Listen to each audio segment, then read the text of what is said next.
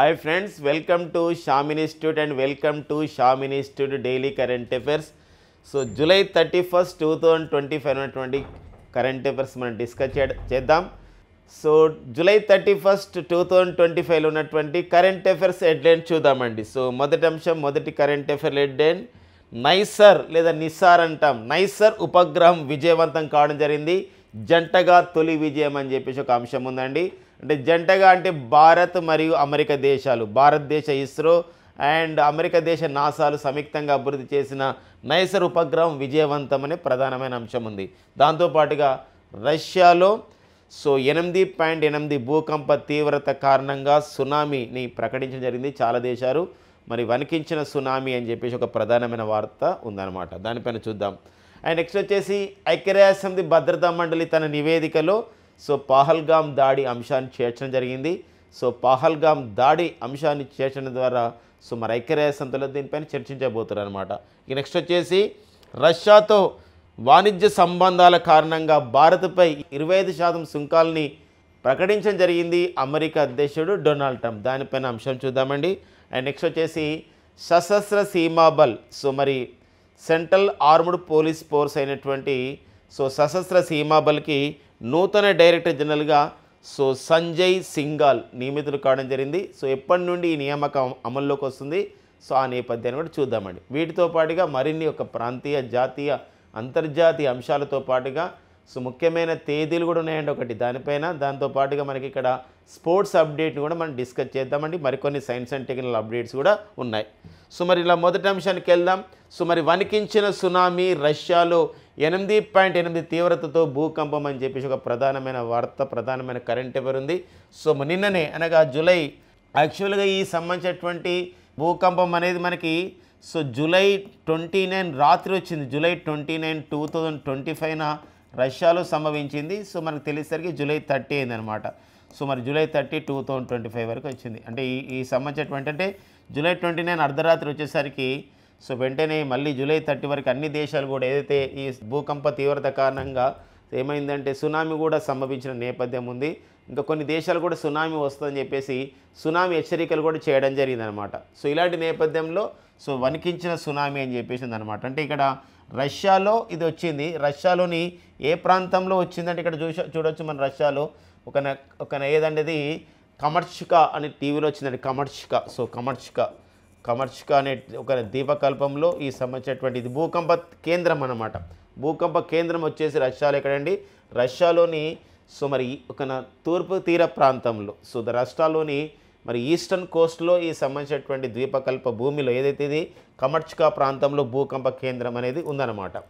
ఈ భూకంప తీవ్రత అనేది ఎంత నమోదైందంటే ఇక్కడ మనకి రిక్టార్ స్కేల్ పైన అంటే భూకంపాలని అధ్యయనం చేయడాన్ని సిస్మాలజీ అంటాం. Study of the earthquakes seismology.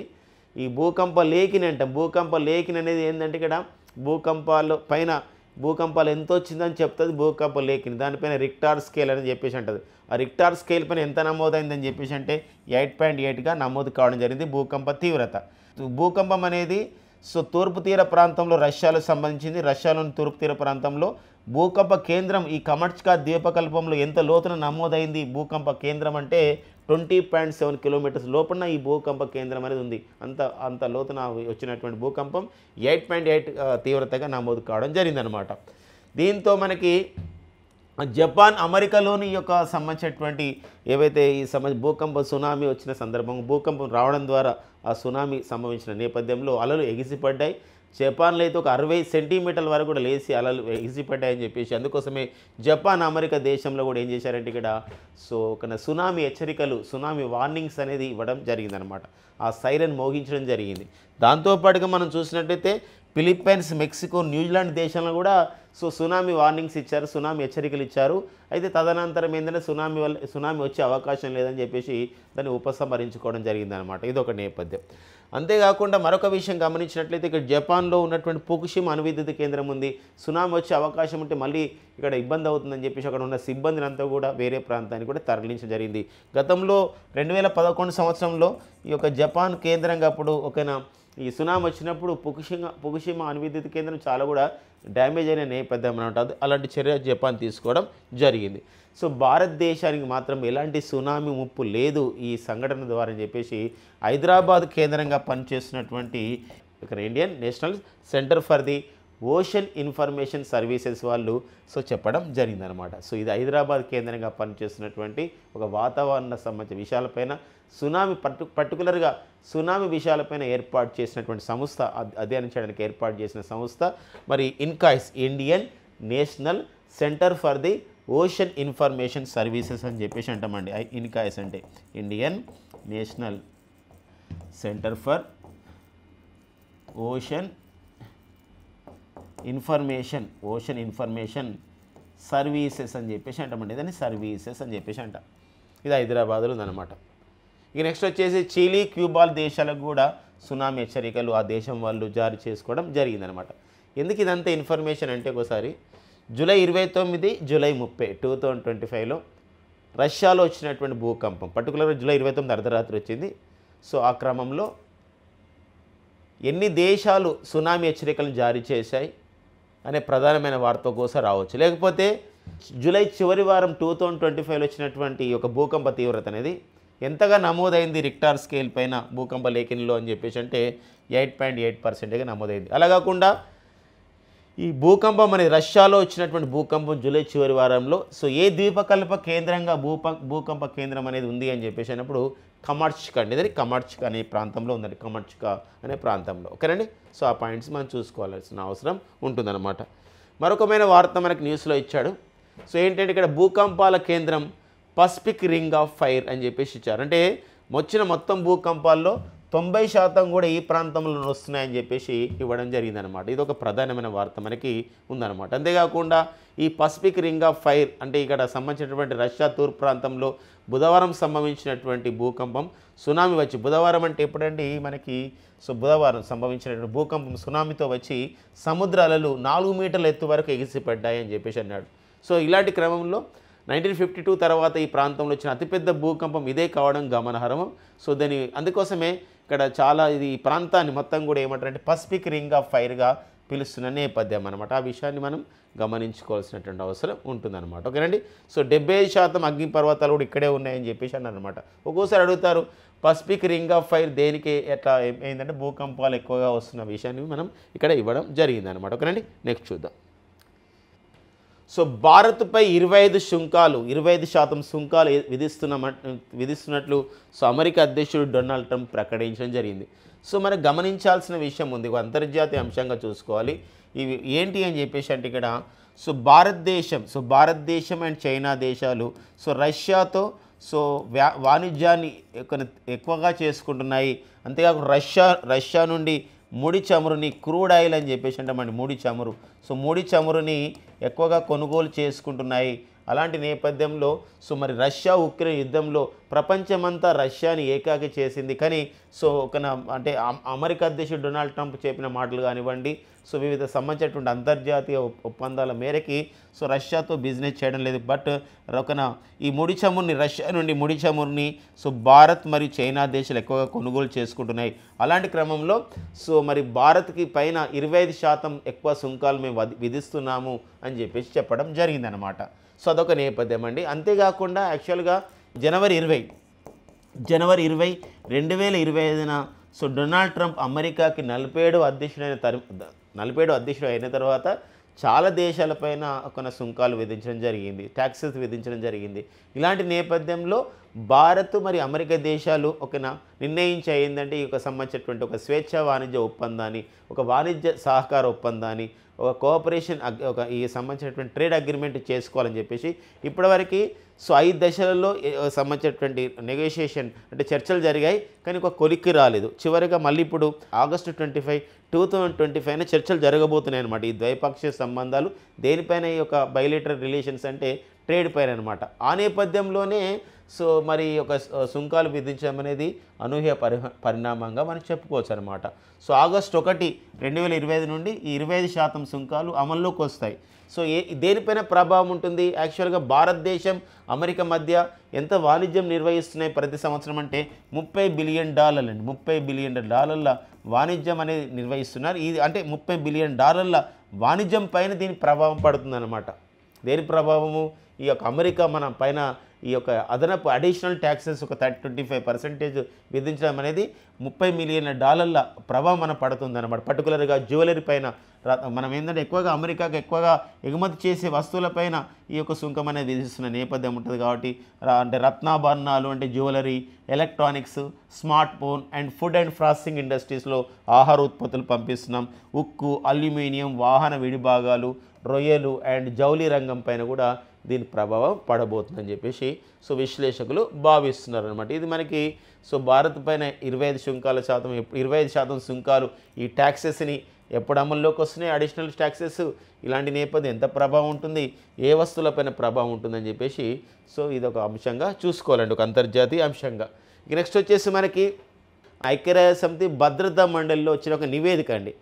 ఐక్యరాజ్యసమితి భద్రతా మండలిలో గతంలో 1267 కమిటీని ఏర్పాటు చేశారు.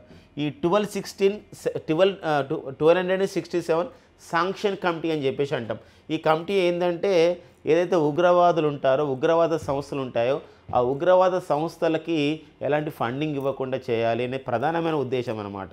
అలాంటి నేపథ్యంలో ఈ 1267 కమిటీ ఉగ్రవాద అంశాలపైన చర్చిస్తూ ఉంటుంది, నివేదిక ఇస్తూ ఉంటుంది. ఇలాంటి నివేదికలో అంటే ఐక్యరాజ్యసమితి భద్రతా మండలి, యునైటెడ్ నేషన్స్ సెక్యూరిటీ కౌన్సిల్ నివేదికలో, ఈ 1267 కమిటీ నివేదికలో ఏం చేశారంటే ఐక్యరాజ్యసమితి ఈ నివేదికలో పహల్గామ్ దాడిని చేర్చడం జరిగింది. అంటే ఇంపార్టెంట్ గమనించండి, ఇది జూలై మంత్ అండి, జూలై 2025 మంత్. ఐక్యరాజ్యసమితి భద్రతా మండలిలో మొత్తం కూడా 15 సభ్య దేశాలు ఉంటాయి, 15 మెంబర్స్ ఉంటాయండి. ఈ 15 సభ్య దేశాలు ఫ్రెండ్స్ గమనించండి, 15 సభ్య దేశాల్లో 5 సభ్య దేశాలు వచ్చేసి మనకి ఏంటంటే శాశ్వత సభ్య దేశాలు, America, Britain, Russia, France, China. మిగతా 10 సభ్య దేశాలు వచ్చేసి మనకి తాత్కాలిక సభ్య దేశాలు, వీటి యొక్క పదవి కాలం 2 ఇయర్స్ ఉంటుందని చెప్పేసి మనం చెప్తున్నాం. అయితే ఇందులో గమనించండి, ఈ తాత్కాలిక సభ్య దేశంలో ఒక దేశం పాకిస్తాన్ ప్రజెంట్ ఉంది. ఈ పాకిస్తాన్ ఈ జూలై మాసానికి గాను ఐక్యరాజ్యసమితి భద్రతా మండలిలో అధ్యక్ష హోదాలు ఉందండి. ఐక్యరాజ్యసమితి భద్రతా మండలి అధ్యక్షుడి యొక్క పదవి కాలం, the tenure of a president of United Nations Security Council is 1 month, ఒక్క 1 మంత్ అనమాట. ఈ జూలై 2025 మంత్కి పాకిస్తాన్ ప్రెసిడెంట్గా ఉన్నది. పాకిస్తాన్ ప్రెసిడెంట్గా ఉన్న నేపథ్యంలోనే ఐక్యరాజ్యసమితి భద్రతా మండలి నివేదికలో మనకి పహల్గామ్ దాడి చేర్చడం జరిగింది. మరొక విషయం ఏంటంటే ఈ పహల్గామ్ దాడికి కారణము ఏంటంటే ది రెసిస్టెంట్ ఫ్రంట్, టీఆర్ఎఫ్ అండి. టీఆర్ఎఫ్ ఈ లష్కరే తోయిబాకి చెందినటువంటి సంస్థ, అనుబంధ సంస్థ అయినటువంటి టీఆర్ఎఫ్ ఒక కారణము. ఎందుకోసం అంటే టీఆర్ఎఫ్ అంటే ఇక్కడ మనం గమనించండి, ఏప్రిల్ 22, 2025 పహల్గామ్ దాడి జరిగింది. పహల్గామ్ దాడి జరిగిన వెంటనే టీఆర్ఎఫ్ సంస్థ, ఈ ఉగ్రవాద సంస్థ ది రెసిస్టెంట్ ఫ్రంట్ ఈ సోషల్ మీడియా వేదికగా ఆ సంబంధించిన ఫోటోలన్నీ ఆ విధంగా చేస్తూ పహల్గామ్ దాడి చూపిస్తూ ఇది మేమే చేసామని చెప్పడం జరిగింది. ఆ సంబంధించినటువంటి ఫోటోల్ని, ఆ ఇమేజెస్ని కూడా ఈ నివేదికలో చేర్చడం జరిగిందనమాట. ఇదొక ఇంపార్టెన్స్గా చూసుకోవాల్సిన అవసరం అనేది ఉంటుందండి. అంతేకాదు ఎందుకోసం అంటే భారత్ యొక్క దౌత్యము ఒక విజయవంతమైంది. ఒక అంతర్జాతీయ విషయంలో ఈ యొక్క ఏదైతే ఉగ్రవాదం ఉందో, ఈ టెర్రరిజం అనేది ఒక ప్రజాస్వామ్యానికి గొడ్డలి పెట్టుగా ఉంటుంది. ఒక దేశం కాదు, అన్ని దేశాలు కలిసి సంయుక్తంగా టెర్రరిజాన్ని అంతం చేయాలనే విషయం పైన ఇక్కడ చర్చ జరగబోతుందని చెప్పొచ్చు అనమాట. మరొక విషయం ఈ సందర్భంగా చెప్పుకోవాలి. మరి గతంలోనే ఐక్యరాజ్యసమితి సంబంధించినటువంటి మన విషయంలో మనం నివేదిక ఇవ్వడం జరిగింది. ఐక్యరాజ్యసమితిలో మన భారత శాశ్వత ప్రతినిధిగా పనిచేసినటువంటి పర్వతిని హరీష్ గారు గతంలోనే ఇవ్వడం జరిగింది ఇలాంటి సంబంధించిన విషయంలో. అయితే మళ్ళీ ఇప్పుడు అమెరికా దేశం ఈ యొక్క టీఆర్ఎఫ్ సంస్థని, అంటే ది రెసిస్టెంట్ ఫ్రంట్ అనే సంస్థ అని చెప్పేసి అంటాం. ఈ యొక్క లష్కరే తోయబాకు అనుబంధంగా పనిచేస్తున్న సంస్థ, ఈ పహల్గామ్ ఉగ్రదాడికి కారణమైనటువంటి సంస్థ, చేసినటువంటి సంస్థ. మరి వారినే మన ఆపరేషన్ మహాదేవ్తో ఎవరైతే ఆ ఉగ్రవాదులు పాల్గొన్నారో పహల్గామ్ దాడిలో, ఆ ఉగ్రవాదుల్ని మనం ఆపరేషన్ మహాదేవ్తో మన సిఆర్పిఎఫ్, మన జమ్మూ కాశ్మీర్ సైనికులు, పోలీసు వాళ్ళు సంయుక్తంగా ఆపరేషన్ నిర్వహించి వాళ్ళని కూడా చంపేయడం జరిగిన విషయం కూడా మనం డిస్కస్ చేసుకున్నాం, ఆపరేషన్ మహాదేవ్ అనే పేరుతో. ఇలాంటి క్రమంలో అమెరికా దేశం గతంలోనే టీఆర్ఎఫ్ సంస్థను ఎలా ప్రకటించిందంటే ఎఫ్టీఓగా ప్రకటించింది. ఎఫ్టీఓ అంటే ఇక్కడ ఏంటంటే ఒక ఫారిన్ టెర్రరిస్ట్ ఆర్గనైజేషన్గా ప్రకటించడం జరిగింది. ఎఫ్టీఓగా ప్రకటించింది అంటే ఇది ఒక విదేశీ ఉగ్రవాద సంస్థగా. అంతేకాకుండా దీన్ని ఇంకా ఎలా ప్రకటించడం జరిగిందంటే ఎస్డిఎస్టీగా. ఎస్డిహెచ్ఎస్టీ అంటే స్పెషల్లీ డిజైనేటెడ్ గ్లోబల్ టెర్రరిస్ట్, ఒక ప్రత్యేకమైనటువంటి కేటగిరీలో ఇది ఒక ఉగ్రవాద సంస్థ, ఇది జాగ్రత్తగా ఉండండి అని చెప్పేసి. దీని ద్వారా ఏమవుతుందంటే భవిష్యత్తులో మనకి ఎఫ్ఏటిఎఫ్ సమావేశం జరిగినప్పుడు, అంటే ఫైనాన్షియల్ యాక్షన్ టాస్క్ ఫోర్స్ సమావేశం జరిగినప్పుడు సో ఇలాంటి నివేదికలను చూపించడం ద్వారా ఈ పాకిస్తాన్ దేశంలో ఈ ఉగ్రవాద సంస్థలు ఉన్నాయి కాబట్టి పాకిస్తాన్కు ఎఫ్ఏటిఎఫ్లో సో బ్లాక్ లిస్ట్ హోదా గురించి సో అడిగే అవకాశం అనేది ఉంటుందన్నమాట. ఏదైతే ఎఫ్ఏటిఎఫ్ చేత గ్రే లిస్టు, బ్లాక్ లిస్టు ఇలా ఉంటే ఏమవుతుందంటే ఆ సంస్థలకి ఐఎంఎఫ్ లాంటి సంస్థలు కానీ, వరల్డ్ బ్యాంక్ లాంటి సంస్థలు కానీ వివిధ దేశాల రుణాలని ఆపేస్తాయి అన్నమాట. అది దీని యొక్క ఉద్దేశంగా మనం చెప్పుకోవచ్చు అనమాట. ఓకేనా. ఎఫ్ఏటిఎఫ్ అనేది ఈ global anti terror financing fund అనమాట. అంటే ప్రపంచంలో అంటే ఉగ్రవాద సంస్థలకి, ఉగ్రవాద దేశాలకి ఫండ్ను అందకుండా చూసుకునే ఒక సంస్థగా చెప్పవచ్చు అనమాట. ఎఫ్ఏటిఎఫ్ సంస్థ ఫైనాన్షియల్ యాక్షన్ టాస్క్ ఫోర్స్ అంటాం. ఈ ఫైనాన్షియల్ యాక్షన్ టాస్క్ ఫోర్స్ని 1989 సంవత్సరంలో ఈ G7 దేశాలు కలిసి ఏర్పాటు చేసుకోవడం జరిగింది. ఫ్రాన్స్ రాజధాని ప్యారిస్ కేంద్రంగా పనిచేస్తుంది. ప్రతి అంశం ఇక్కడ ఇంపార్టెంట్గా ఉంటుందండి. ఇది మనకి ఇంపార్టెంట్. ఉగ్రవాద అంశాలపైన, ఉగ్రవాదులపైన సో ఉగ్రవాద సంస్థలకు నిధులు అందకుండా చేయడానికి ఐక్యరాజ్యసమితి భద్రతా మండలిలో ఏర్పాటు చేసిన కమిటీ ఏదని చెప్పేసి అంటే అది 1267 కమిటీ అనే విషయం గమనించండి. United Nations Security council. ఇలా ఐక్యరాజ్యసమితి భద్రతా మండలిలో సో తాత్కాలిక సభ్య దేశం యొక్క పదవీ కాలం ఎంత ఉంటుంది? 2 years ఉంటున్నది. ఇలాంటి విషయాన్ని మనం ఈ వర్డ్స్, ఈ టర్మినాలజీ కూడా చూసుకోవాల్సిన అవసరం ఉందండి. సో నెక్స్ట్ చూద్దామండి మనం. నెక్స్ట్ చూద్దాం. ఇక నెక్స్ట్ మరొక అంతర్జాతీయ విషయం ఉందండి మనకి. నిన్ననే మనం డిస్కస్ చేసుకున్నాము. థాయిలాండ్ అండ్ నెక్స్ట్ వచ్చేసి కంబోడియా దేశాల మధ్య, ఒక థాయిలాండ్ అండ్ కంబోడియా దేశాల మధ్య ఒక కాల్పుల విరమణ ఒప్పందం జరిగిందని, ఒక సీజ్ ఫైర్ అని చెప్పేసి అంటే ఇంగ్లీష్లో కాల్పుల విరమణ అని చెప్పేసి కాల్పుల విరమణ ఒప్పందం జరిగింది, సీజ్ ఫైర్ జరిగిందని మనం డిస్కస్ చేసినాం. ఎక్కడ జరిగింది సీజ్ ఫైర్ అనేది? మలేషియా దేశంలో జరిగింది. మలేషియా దేశం రెండవ రాజధాని అయినటువంటి పుత్రజయలో జరిగిందని చెప్పి చెప్పుకున్నాం. కౌలాలంపూర్ మొదటి రాజధాని అయితే మలేషియా సెకండ్ క్యాపిటల్ సిటీ పుత్రజయలో జరిగిందని చెప్పుకున్నాం. కానీ కాల్పుల విరమణ జరిగినప్పుడు కూడా ఎలాంటి కాల్పుల విరమణ జరగలేదు. అంటే ఎలాంటిది వాళ్ళ జస్ట్ ప్రకటించారు కానీ చేయడం మాత్రం మళ్ళీ సో అటాకింగ్ జరిగింది. ఇలాంటి క్రమంలో థాయ్ కంబోడియా మధ్య చైనా మధ్యవర్తిత్వం నిర్వహించిందని ప్రధానమైన వార్త ఉందండి. అంటే కాల్పుల విరమణ ఒప్పందానికి కట్టుబడి ఉన్నట్లు థాయిలాండ్, కంబోడియా మళ్ళీ బుధవారం ప్రకటించడం జరిగింది. నేను ప్రకటించాయి. సో ఇది మనకి ఎక్కడ జరిగింది? సంబంధించి షాంఘైలో, చైనా ఆర్థిక రాజధాని షాంఘైలో జరిగాయి. సో చైనా మధ్యవర్తిత్వంతో జరిగాయి.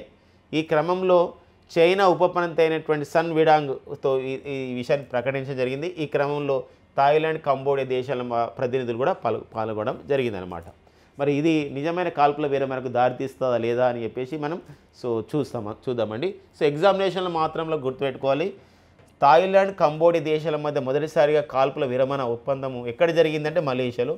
రెండోసారి ఏ దేశ మధ్యవర్తిత్వంతో జరిగిందంటే చైనా మధ్యవర్తిత్వంతో జరిగింది. ఈ పాయింట్ కూడా మనం అప్డేట్ చేసుకోవాల్సిన అవసరం ఉందన్నమాట.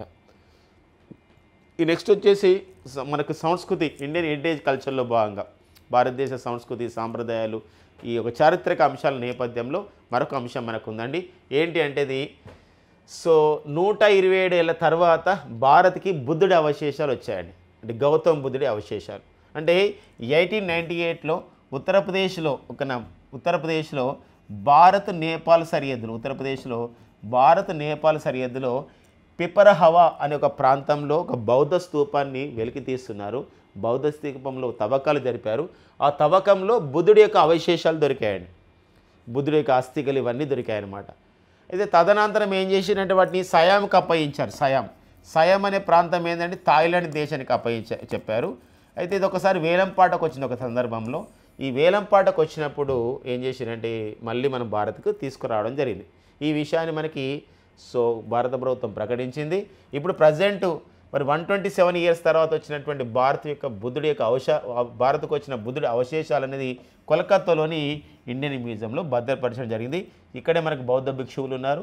సో ఇక్కడ పెట్టినవన్నీ కూడా 127 సంవత్సరాల క్రితం నాటి బుద్ధుడి యొక్క అవశేషాలు అనమాట. ఇక్కడ ఉన్నది ఎవరంటే గజేంద్ర సింగ్ షెకావత్. మరి గజేంద్ర సింగ్ షెకావత్ ఎవరు? బౌద్ధ భిక్షులతో ఉన్నటువంటి ఈ గజేంద్ర సింగ్ షెకావత్ ఎవరంటే ప్రజెంట్ కేంద్ర పర్యాటక శాఖ మంత్రి అండ్ సాంస్కృతిక శాఖ మంత్రి. సో ఈ సంబంధించిన విషయాన్ని ప్రకటించడం జరిగింది. వెరీ వెరీ ఇంపార్టెంట్గా ఇండియన్ హెరిటేజ్ కల్చర్లో, సంస్కృతి సాంప్రదాయాల్లో అండ్ హిస్టారికల్ అంశంగా మనం చూసుకోవాల్సినటువంటి అవసరం ఉందన్నమాట. ఓకేనండి. సో మనం ఇలాంటివి చెప్పుకుంటూ ఉన్నాం. మరి వేరే ఎందుకోసం ఇది అడుగుతున్న నేపథ్యం ఉంటుంది. ఇప్పుడు గంగైకొండ చోళపురం, మరి గంగైకొండ చోళపుర రాజధాని నిర్మాణానికి 1000 సంవత్సరాలైందని చెప్పి డిస్కస్ చేశాం. 1000 రూపాయల నాణ్యాన్ని కూడా నరేంద్ర మోడీ గారు విడుదల చేయడం జరిగింది. అంతేకాదండి, దాంతోపాటుగా తమిళనాడులోని చిదంబరంలో ఉన్నటువంటి ఒక ఆలయం పైన, ఆ గోపురం పైన సో ఒక సంబంధించినటువంటి ఒక ఇన్స్క్రిప్షన్, ఒక శిలాశాసనం దొరికింది. దానిపైన రుద్రమదేవి విషయాలపైన కూడా ఉందని కూడా చెప్పుకోవడం జరిగింది. సో ఖచ్చితంగా ఇవి ఎగ్జామినేషన్ పాయింట్ ఆఫ్ వ్యూలో ఇంపార్టెంట్గా ఉంటాయి. ఇక నెక్స్ట్ వచ్చేసి మనకి నివేదికల విషయంలో అండి, ఫార్చ్యూన్ గ్లోబల్ 500 జాబితాను విడుదల చేయడం జరిగింది. Best companies in the world, ప్రపంచంలో అత్యుత్తమైన కంపెనీలు ఏవి అని చెప్పేసి ఒక నివేదిక ఇవ్వడం జరిగింది. అంటే ఆదాయ వనరులు తీసుకొని, వారు ఎదుగుతున్నటువంటి విధానం తీసుకొని, డెవలప్మెంట్ అండ్ ఇన్ఫ్రాస్ట్రక్చర్ ఇవన్నీ చూసుకొని, ఆ యొక్క కంపెనీలో ఉన్నటువంటి విషయాలు తీసుకొని బెస్ట్ కంపెనీస్, అత్యుత్తమ కంపెనీల జాబితాని ఈ ఫార్చ్యూన్ అనే సంస్థ గ్లోబల్ 500 అనే పేరుతో విడుదల చేయడం జరుగుతుంది. ఇందులో మొదటి 3 స్థానాలు ఏంటి అండ్ భారత్ నుండి వేటికి స్థానం సంపాదించింది అని నేర్చుకుంటే సరిపోతుంది. సో మొదటి 3 స్థానాల్లో ఉన్నాయి ఏంటంటే, వాల్మార్ట్ సంస్థ అమెరికా దేశం చెంది మొదటి స్థానం ఉంది. అమెజాన్ సంస్థ ఇది కూడా అమెరికా దేశం చెందింది, 2వ స్థానం ఉంది. అండ్ స్టేట్ గ్రిడ్ సంస్థ ఇది చైనా దేశం చెందింది, ఇది 3వ స్థానంలో ఉండడం జరిగింది. మొదటి 3 స్థానాల్లో ఉన్నవి. అండ్ నెక్స్ట్ వచ్చేసి మనకి భారత్ నుండి 9 కంపెనీల కింద చోటు లభించిందండి. అందులో 5 గవర్నమెంట్వి అండ్ 4 ప్రైవేట్ అన్నమాట. సో 5 ప్రభుత్వ సంస్థలు, 4 ప్రైవేట్ సంస్థలు. మీరు గమనించండి. సో మీరు గమనించినట్లయితే ఇక్కడ రిలయన్స్ అండి, రిలయన్స్ మొదటి స్థానంలో ఉంది దేశం మొత్తం, కానీ ప్రపంచంలో చూస్తే 88వ స్థానం ఉంది. LIC life insurance corporation of India 95వ స్థానం. ఇండియన్ ఆయిల్ కార్పొరేషన్ 127వ స్థానం. ఎస్బీఐ 123వ స్థానం. ONGC oil and natural gas corporation ఎంతండి మనకి 181వ స్థానం. And HDFC housing development finance corporation, ఓకేనా, 258వ స్థానం. టాటా మోటార్స్ వచ్చేది 283వ స్థానం.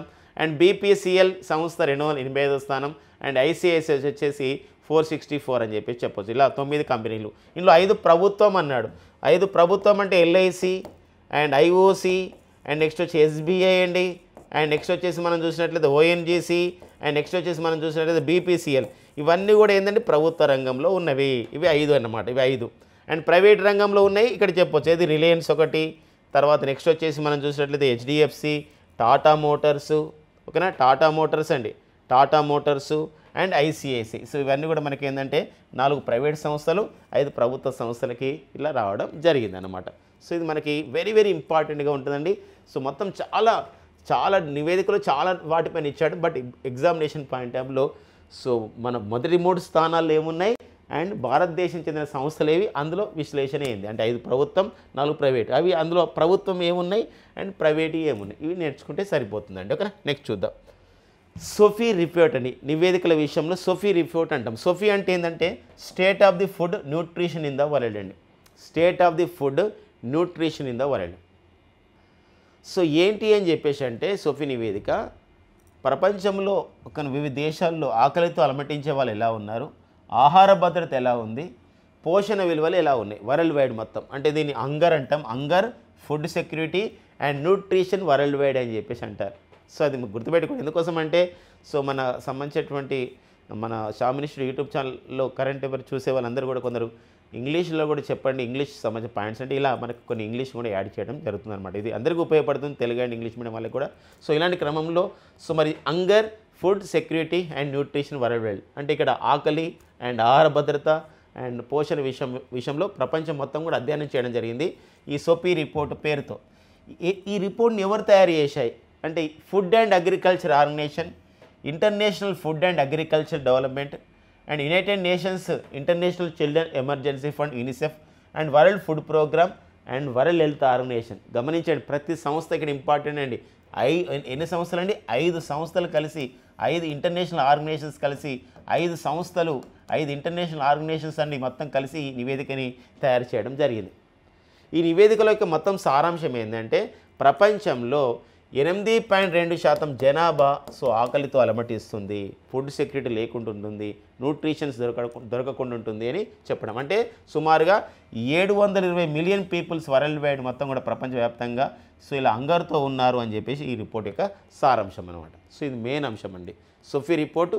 సోఫీ రిపోర్ట్ అంటే ఏంది? సోఫీ అంటే ఇక్కడ state of the food and nutrition in the world. State of SOFI అంటే ఏంటండి? State of the food and nutrition in the world అండి. Food and nutrition in the world. నివేదిక ఎవరు ఇస్తారు? నివేదికలోని అంశాలు ఏంది?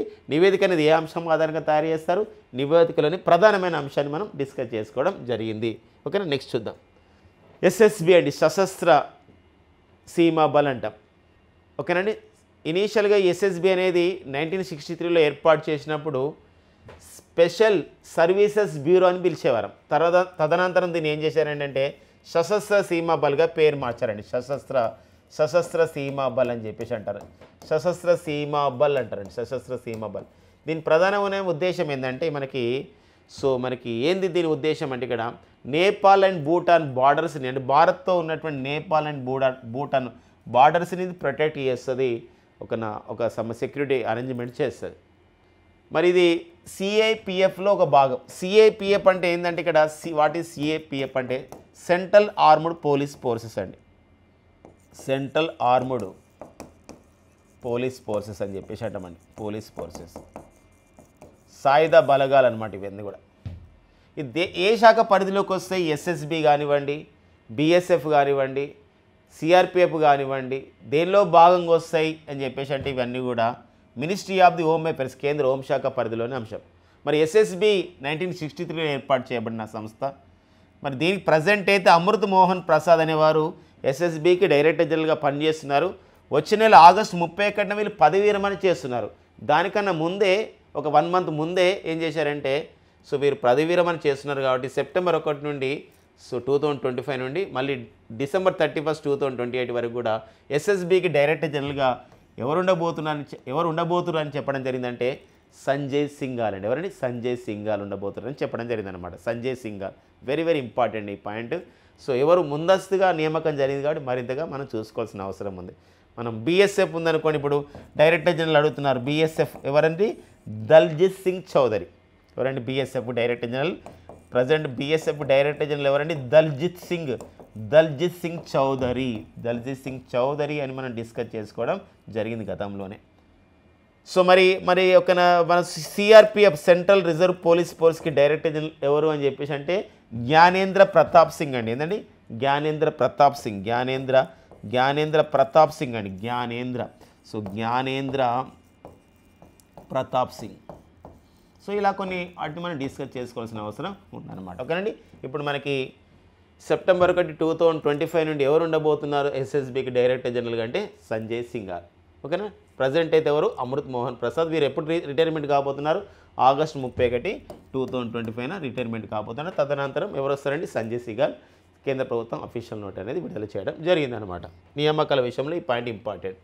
ఇక నెక్స్ట్ వచ్చేసి మనకి నైసర్, ఒక్కోసారి నిసార్ అని కూడా అంటున్నామండి. నిసార్ ఇదొక ఉపగ్రహము. ఇదొక గొప్ప విజయం మన భారతదేశం, మన ఆంధ్రప్రదేశ్లోని తిరుపతి జిల్లా శ్రీహరికోటలోని సతీష్ ధావన్ స్పేస్ సెంటర్ నుండి ఈ ప్రయోగం విజయవంతం కావడం జరిగింది.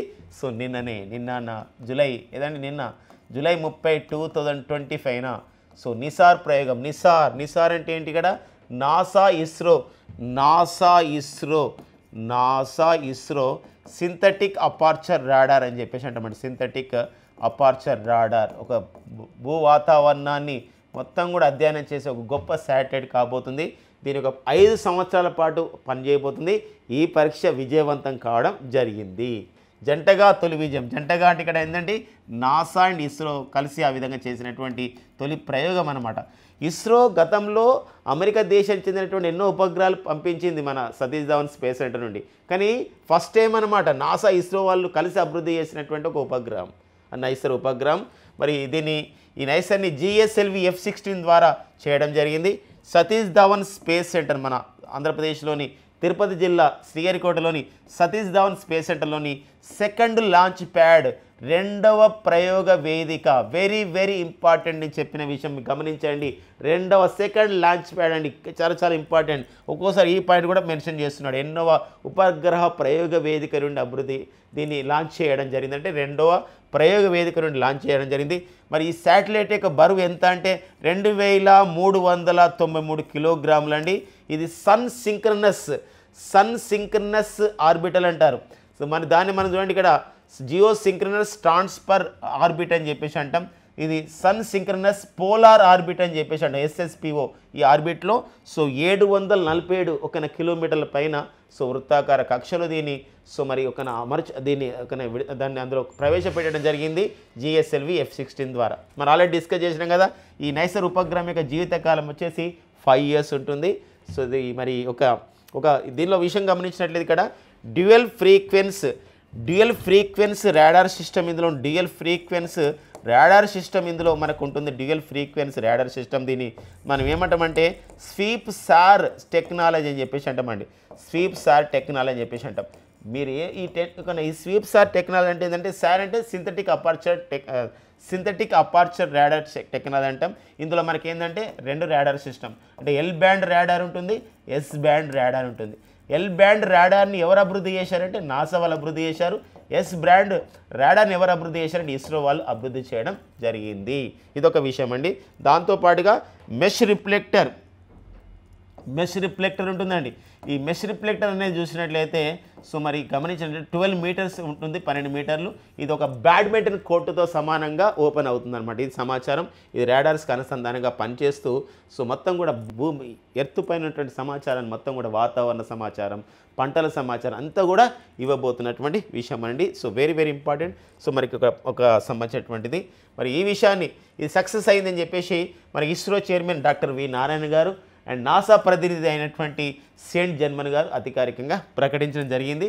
మరొక విషయం ఏంటంటే, ఈ నైసర్ ఉపగ్రహ విషయంలో తయారీ విషయంలో కొన్ని ప్రైవేట్ సంస్థలు కూడా భాగస్వామ్యం అయినాయి. మన హైదరాబాద్కు చెందినటువంటి ఆనంత్ టెక్నాలజీస్ అనే సంస్థ అండ్ అస్త్రా మైక్రోవేవ్ ప్రొడక్ట్స్, ఈ 2 సంస్థలు కూడా ఇందులో భాగమైన కొన్ని సంబంధించినటువంటి విడిభాగాలను తయారు చేశాయి అని చెప్పేసి ఒక సమాచారం అనేది ఇవ్వడం జరిగింది. ఇక్కడ ఉన్నటువంటి ప్రతి సమాచారము మనకి ఇంపార్టెన్స్గా మనకు ఉంటున్న నేపథ్యం అనవండి. ఓకేనండి, నెక్స్ట్ చూద్దాం. ఇక నెక్స్ట్ వచ్చేసి మనకి మహారాష్ట్ర. ఇటీవల కాలంలో మహారాష్ట్ర చాలా న్యూస్లో ఉందండి. ఒకటి వచ్చేసి మనకి వినాయక చవితి పండుగను, అంటే గణేష్ ఉత్సవాన్ని అధికారిక పండుగగా ప్రకటించింది. 1893లోనే బాలగంగాధర్ తిలక్ మన స్వాతంత్ర సమరయోధుడు బాలగంగాధర్ తిలక్ గారు గణేష్ ఉత్సవాన్ని ప్రారంభించాడు 1893 సంవత్సరంలోనే. అయితే అధికారికంగా మాత్రం ప్రకటించారు మన దేవేంద్ర ఫడ్నవీస్ ప్రభుత్వం, ముఖ్యమంత్రిగా ఉన్నారు దేవేంద్ర ఫడ్నవీస్. అయితే ఆ కార్యక్రమం తర్వాత, సంబంధించిన ప్రకటన తర్వాత వెదిరే శ్రీరామ్ మన భారతదేశంలో ఇరిగేషన్ విషయంలో వాటర్ రిసోర్సెస్ని అభివృద్ధి చేసే విషయంలో, అంటే జలవనరులని అభివృద్ధి చేసే విషయంలో ఒక అగ్రగణ్యుడిగా, ఒక మంచి ఎక్స్పర్ట్గా పేరొందాడు వెదిరే శ్రీరామ్. అంటే గతంలో కేంద్ర జలశక్తి మంత్రిత్వ శాఖకు సలహాదారుడిగా పనిచేశాడు, కేంద్ర జలశక్తి మంత్రిత్వ శాఖకు అడ్వైజర్గా పనిచేసి పేరొందాడు. అంతేకాకుండా నదుల అనుసంధాన టాస్క్ ఫోర్స్ కమిటీకి చైర్మన్గా పనిచేశాడు వెదిరే శ్రీరాము. అలాంటి వ్యక్తిని మహారాష్ట్ర ప్రభుత్వం మహారాష్ట్ర అడ్వైజర్గా, జలవనరుల అడ్వైజర్గా నియమించిందనమాట. ఈ తర్వాత మరొక అంశం మహారాష్ట్ర చేసుకున్న కార్యక్రమం ఏంటంటే ఎంఎస్ స్వామినాథన్ గారు, డాక్టర్ ఎంఎస్ స్వామినాథన్ గారు. మనకి ఆగస్టు 7న జన్మించారు. 1925 ఆగస్ట్ 7న వారు జన్మించడం జరిగింది తమిళనాడులోని కుంభకోణంలో. అయితే మరి ఎంఎస్ స్వామినాథన్ గారు మానకొంబు సాంబశివన్ స్వామినాథన్ గారు మన భారతదేశంలో హరిత విప్లవానికి నాంది పలికాడు, భారతదేశ హరిత విప్లవ పితామహుడిగా మారారు. అలాంటి క్రమంలో మనం లాస్ట్ ఇయర్ 2024లో వారు మరణించిన తర్వాత ఎంఎస్ స్వామినాథన్ గారికి మన భారతదేశ అత్యున్నతమైన పౌర పురస్కారమైనటువంటి భారతరత్న అవార్డుని మనం ప్రదానం చేయడం జరిగింది వాళ్ళ కుటుంబీకులకి. ఇలాంటి నేపథ్యంలో ఎంఎస్ స్వామినాథన్ గారి జయంతి అయినటువంటి ఆగస్టు 7ని మనకి ఈ సంవత్సరం నుండి 2025 నుండి ఆగస్ట్ 7ని ఎలా జరుపుకుంటున్నారు అని చెప్పేసి అంటే సుస్థిర వ్యవసాయ దినోత్సవంగా మహారాష్ట్ర ప్రభుత్వం నిర్వహించుకోవడం జరుగుతుంది అనమాట. Sustainable agriculture day. సుస్థిరం అంటే ఏదని సస్టైనబుల్ అగ్రికల్చర్ డేగా సో ప్రకటించుకున్నారు. ఏ రాష్ట్రం ప్రకటించుకుంది అంటే అని చెప్పేసి అంటే అది ఏ రాష్ట్రం అంటే ఇది మహారాష్ట్ర. మహారాష్ట్ర రాష్ట్రం ప్రకటించుకోవడం జరిగింది. వెరీ వెరీ ఇంపార్టెంట్ అండి. ఆగస్టు 7 రోజు ఫ్రెండ్స్ మరొక ఇంపార్టెన్స్ ఉందండి మనకి. ఆగస్టు 7 చాలా ఇంపార్టెన్స్ ఉందండి. ఒకటి వచ్చేసి మనకి 1905లో స్వదేశీ ఉద్యమం వచ్చింది. స్వదేశీ ఉద్యమం వచ్చిన సందర్భంగా 2015 సంవత్సరం నుండి మనం ఆగస్టు 7ని నేషనల్ హ్యాండ్లూమ్ డేగా, జాతీయ చేనేత దినోత్సవంగా, నేషనల్ హ్యాండ్లూమ్ డేగా మనం జరుపుకుంటున్నామండి. జాతీయ చేనేత దినోత్సవంగా జరుపుకుంటున్నాం. ఇది ఆగస్టు 7, 2021 మన నీరజ్ చోప్రా టోక్యో ఒలింపిక్ క్రీడల్లో ఓకేనా ఏం చేశారండి ఇక్కడ ఓకేనా జావలిన్ విభాగంలో జావలిన్ త్రోలో స్వర్ణ పథకం సాధించడం జరిగింది. జావలిన్ త్రో చేసి ఈ జావలిన్ క్రీడలో స్వర్ణ పథకం సాధించి భారత్ తరపున ఒలింపిక్ క్రీడల్లో అథ్లెటిక్ విభాగం నుండి స్వర్ణ పథకం సాధించిన ఫస్ట్ ఇండియన్గా తొలి భారతీయుడిగా రికార్డు పొందాడు. అందుకోసమే ఆగస్టు 7ని మనం ఎలా జరుపుకుంటున్నామంటే నేషనల్ జావలిన్ డేగా జరుపుకుంటున్నామండి. జావలిన్ అనేది క్రీడ అండి. జావలిన్ త్రో చేయడం అనేది ఆట ఆడడం అంటారు. జావలిన్ డేగా మనం జరుపుకుంటున్న నేపథ్యం అన్నమాట. దీంతో పాటుగా ఇది కూడా ఇంపార్టెంట్. ఇలా కూడా మనకు అడుగుతానండి, ఏ రాష్ట్రం ఇటీవల కాలంలో ఎంఎస్ స్వామినాథన్ గారి జయంతిని birth anniversary of the MS స్వామినాథన్ని సస్టైనబుల్ అగ్రికల్చర్ డేగా ప్రకటించుకుందంటే మహారాష్ట్ర స్టేట్, మహారాష్ట్ర. ఇప్పుడు ఫర్ ఎగ్జాంపుల్ చూద్దామండి, జనవరి 3 సో మనకి ఒకనా జనవరి 3 అండి సావిత్రిబాయి పూలే జయంతి, సావిత్రిబాయి పూలే గారి జయంతి. సో మరి సావిత్రిబాయి పూలే గారు మన భారతదేశంలో తొలి మహిళా టీచర్, మహిళా ఉపాధ్యాయురాలు. వారి యొక్క జయంతిని మహిళా ఉపాధ్యాయుల దినోత్సవంగా జరుపుకున్నటువంటి రాష్ట్రం ఏదంటే తెలంగాణ రాష్ట్రం అండి, తెలంగాణ. సో అలాంటి క్వశ్చన్స్ కూడా మనకు వచ్చే అవకాశం ఉంటుందండి. ఓకేనా, నెక్స్ట్ చూద్దాం. సో స్పోర్ట్స్ అప్డేట్లో మరొక అంశం ఉందండి మనకి. సో సింగపూర్లో ప్రపంచ ఛాంపియన్షిప్ జరుగుతుంది. కేతే లేడేకి మనం డిస్కస్ చేసినాం. కేతే లేడేకి దూసుకెళ్తుంది అమెరికా స్విమ్మర్. సో ఎన్నో పథకాలతో అని కూడా నేను చెప్పుకున్నాం. తిరుగులేని కేతే లేడకి అని చెప్పి కేతే లేడకి. అదేవిధంగా ఇప్పుడు 14 సంవత్సరాల వయసులోనే ప్రపంచ రికార్డు బద్దలు కొడుతున్నారు. సో ఎవరు అని చెప్పేసి అంటే ఈ ప్రపంచ స్విమ్మింగ్ ఛాంపియన్షిప్ ఎక్కడ నిర్వహిస్తున్నారు? సింగపూర్లో నిర్వహిస్తున్నటువంటి ఈ ప్రపంచ స్విమ్మింగ్ ఛాంపియన్షిప్లో ఈత పోటీల్లో ఫ్రాన్స్ స్టార్ అయినటువంటి ఒక ఫ్రాన్స్ దేశానికి చెందినటువంటి స్విమ్మింగ్ క్రీడాకారుడు, అతడి పేరు ఏం పేరండి ఇక్కడ లియోన్ మర్చండ్ అండి, లియోన్ మర్చండ్. సో ఇతను 200 మీటర్ల వ్యక్తిగత విభాగంలో సో ఇతను ప్రపంచ రికార్డ్ అనేది సాధించడం జరిగిందనమాట. అంటే 52.61 సెకండ్లు ముగించాడు. అయితే ఇతను 1 నిమిషం 54 సెకండ్లలోనే ఈ ఘనతను సాధించడం జరిగింది. 1 నిమిషం 54 సెకండ్ల ఘనతను సాధించాడు. ఎన్ని మీటర్ల యొక్క ఈ స్విమ్మింగ్ అండి? 200 మీటర్ల స్విమ్మింగ్. నిన్న కేతే లేడకైతే 1500 మీటర్ల స్విమ్మింగ్లో సో ప్రపంచ రికార్డును సాధించి మరి ఎన్నో పథకాలు కూడా సాధిస్తుందని మనం డిస్కస్ చేసుకోవడం జరిగిందనమాట. ఓకేనండి. సో ఈ పాయింట్ మనకి ఇక్కడ ఇవ్వడం జరిగిందండి. సో ఇది ఒక ఇంపార్టెంట్గా మనం చూసుకోవాలి. ఆ క్రీడాకారుడు పేరు గుర్తుపెట్టుకోవాలి. ఎన్ని సంవత్సరాల వయసు అతని క్రీడాకారుడికి అనే విషయం గమనించాడు. 14 సంవత్సరాల వయసు. ఏ క్రీడాకారుడు, ఏ దేశం? ఫ్రాన్స్ దేశం చెందినవాడు. ఏం పేరు అతని పేరు? లియోన్ మర్చండ్. ఓకేనండి. సో మనకి ఇవన్నీ కరెంట్ అఫైర్స్. సో కరెంట్ అఫైర్స్తో పాటుగా సో ప్రతి అంశం మిగతా అంశాలపైన కూడా పట్టు సాధించాలనే ప్రధానమైన ఉద్దేశంతో మన Sham's DNA daily news analysis bullets కూడా అందిస్తుందండి. ఇవి కూడా కాంపిటేటివ్ ఎగ్జామ్ చాలా ఉపయోగపడతాయి. సో ఇందులో మనం చూసినట్లయితే ఇక్కడ Bandipur tiger reserve Corbett national అంటే జిమ్ కార్బెట్ నేషనల్ పార్క్ తర్వాత ఎక్కువ పులుల సాంద్రత అంటే ఎక్కువ పులుల సంఖ్య ఉన్నటువంటి టైగర్ రిజర్వ్గా ఇటీవల కేంద్ర ప్రభుత్వం ప్రకటించబడింది. ఏదంటే కజిరంగా టైగర్ రిజర్వ్ను ప్రకటించడం జరిగింది. Very very important. సో ఎందుకోసం అంటే మనం జూలై 29, 2025 ఏం చేసాం? ప్రపంచ పులుల దినోత్సవం సందర్భంగా ఈ విషయాన్ని కేంద్ర ప్రభుత్వం ప్రకటించడం జరిగిందనమాట. దివ్యశక్తి అనే పేరుతో భారత సైన్యం తన విన్యాసాలను ఎక్కడ నిర్వహించింది అని చెప్పేసి అన్నారండి. అదేంటంటే తూర్పు సిక్కింలో నిర్వహించడం జరిగిందనమాట. తూర్పు సిక్కింలో ఒక్కొక్కసారి మనకేంటంటే వివిధ దేశాలతో నిర్వహిస్తున్న విన్యాసాలు అడగడంతో పాటు మన భారత సైన్యం, భారత నావికాదళం, భారత వైమానిక దళం జరుపుతున్నటువంటి విన్యాసాలపైన కూడా అడుగుతున్న నేపథ్యం మనకు ఉంటుందండి. మరి బోల్డ్ కురుక్షేత్ర ఉంది. ఇప్పుడు బోల్డ్ కురుక్షేత్ర అనేది భారత్, సింగపూర్ దేశాలు కలిసి నిర్వహిస్తున్నాయి. ఎక్కడ? అవి మనకి జోధ్పూర్లో. అలాంటి కూడా పాటుగా ఇలాంటి కూడా ఇంపార్టెంట్గా ఉండాలండి. సేతు బంధ స్కీమ్ అని చెప్పేసి ఈ సేతు బంధ స్కీమ్ అనేది ఏ కేంద్ర మంత్రిత్వ శాఖ ప్రారంభించింది అన్నాడండి. అంటే ఇక్కడ ఏంటంటే గురుకుల విద్యార్థులు ఎవరైతే ఉంటారో ఈ గురుకుల విద్యను అభ్యసించిన విద్యార్థులు ఐఐటీలలో కూడా చదువుకునే విధంగా, ఐఐటీలలో కూడా పరిశోధన చేసే విధంగా, శాస్త్రీయ పరిశోధన చేసే విధంగా, ప్రాచీన వైద్య విధానాలపైన పరిశోధన చేసే విధంగా వాళ్ళని ప్రోత్సహించే ఉద్దేశంతో సేతబంధ స్కీమ్ను ఏ కేంద్ర మంత్రిత్వ శాఖ చేసిందండి? కేంద్ర విద్యాశాఖ ఈ కార్యక్రమాన్ని చేయడం జరిగిందనమాట. మేరా గావ్ మేరీ ధరోహర్ స్కీమ్ అంటే మన భారతదేశంలో ప్రతి గ్రామం ఒక ప్రత్యేకత ఉంది. 2011 జనాభా లెక్కల ప్రకారం మన భారతదేశంలో 6,40,930 గ్రామాలు ఉంటే ఒక్కొక్క గ్రామానికి ఒక ప్రత్యేకత ఉంటుంది. మరి అక్కడ సాహిత్యపరంగా ప్రత్యేకత ఉంటుంది, కళల పరంగా ప్రత్యేకత ఉంటుంది, ఇలా భౌగోళిక అంశాలపైన ప్రత్యేకత ఉంటుంది, ఇలా ఇతిహాసాల ప్రత్యేకత ఉంటుంది, ఇలా శిలాశాసనాలు దొరకడం ప్రత్యేకత ఉంటుంది. ఇలాంటి నేపథ్యంలో ప్రతి గ్రామం విశిష్టతను అధ్యయనం చేసి ఆ విధంగా వెబ్సైట్లు పెట్టే విధంగా, డిజిటల్ విప్లవంలో భాగంగా తెచ్చే విధంగా మేరా గావ్ మేరీ ధరోహర్ స్కీమ్ని ఏ కేంద్ర మంత్రిత్వ శాఖ ఇటీవల ప్రారంభించిందని చెప్పేసి అంటే కేంద్ర సాంస్కృతిక పర్యాటక శాఖ. సో ఎవరండి దానికి మంత్రి? ఇంతలో చెప్పుకున్నాం, గజేంద్ర సింగ్ షెకావత్. 2036 సంవత్సరంలో నిర్వహించనున్న ఒలింపిక్ క్రీడలకి భారత్తో పాటు బిడ్ దాఖలు చేసినటువంటి దేశాలేంది? మనం 2036లో ఒలింపిక్ క్రీడలు నిర్వహించాలని చెప్పేసి ఎన్నో కార్యక్రమాలు చేపడుతున్నాం. అంతేకాకుండా భారతదేశంలో ఉన్న క్రీడా సమాఖ్యలన్నీ కూడా ఒకే తాటి కిందికి రావాలి, ఒకే గొడి కిందికి రావాలని చెప్పేసి ఇక్కడ భారత్ ఖేలో నీతి అనే పేరుతో మరి కేంద్ర క్రీడల విభాగాన్ని కూడా మనం ఒక సంస్థను కూడా ఏర్పాటు చేస్తున్నాం. నేషనల్ స్పోర్ట్స్ బోర్డ్స్ని ఏర్పాటు చేయడానికి లోకసభలో కూడా ఇటీవల కాలంలో బిల్లును కూడా ప్రవేశపెట్టారు. ఇలాంటి క్రమంలో 2036లో ఒలింపిక్ క్రీడలు నిర్వహించాలని ప్రధానమైన ఉద్దేశం ఉంది.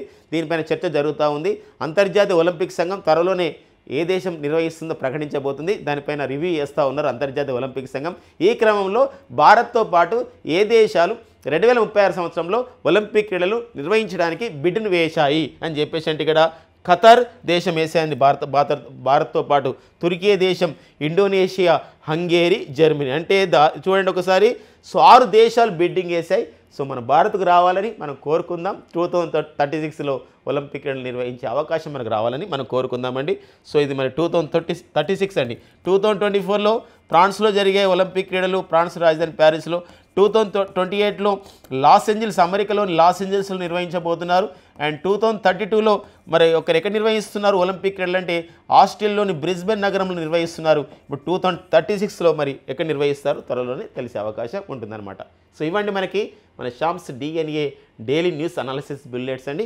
సో ఖచ్చితంగా కాంపిటేటివ్కి ఉపయోగపడతాయండి ఫ్రెండ్స్. ఇవ్వండి మనకి జూలై 31, 2025 ఉన్నటువంటి కరెంట్ అఫైర్స్. ఓకేనా? Thank you friends and all the best.